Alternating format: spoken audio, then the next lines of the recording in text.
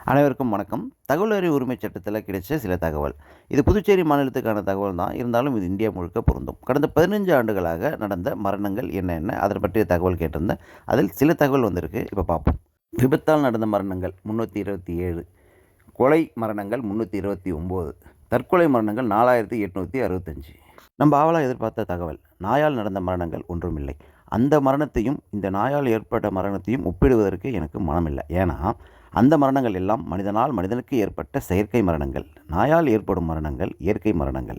இயற்கை மரணம் மட்டும் இல்ல, அப்படி ஒரு மரணம் நடந்திருந்தா, அது மனித தவறால் மட்டும் தான் இருக்க முடியும்.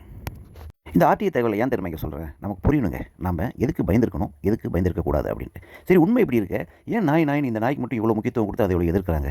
நான் கூட ஒரு சில பேர்கிட்ட கேட்டேன். ஏங்க இந்த மாரி நாய் எதிர்ப்பீங்க? அதான் இந்த குழந்தைங்கலாம் கடிக்குதே, நீங்கள் பார்த்தீங்களா?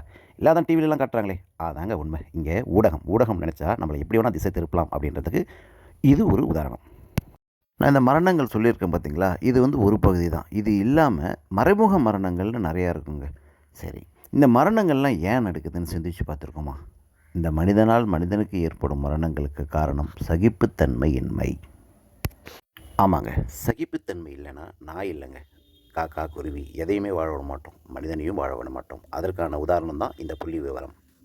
சரி, மனிதனால் மனிதனுக்கு ஏற்பட்ட மரணம், நாயால் மனிதனுக்கு ஏற்பட்ட மரணம், இதை பற்றி பேசுகிறீங்களே, ஆர்டிஐ போடுறீங்களே, மனிதனால் பிற உயிர்களுக்கு ஏற்பட்ட மரணங்கள், கொடுமைகள், இதை பற்றி பேசுவீங்களா? ஆர்டிஐ போடுவீங்களா? ஆர்டிஐ தகவல் இருக்கா? அப்படின்னு இந்த நாய் நம்மளை திரும்பி கேட்டால் பதில் இருக்கா நம்மக்கிட்ட?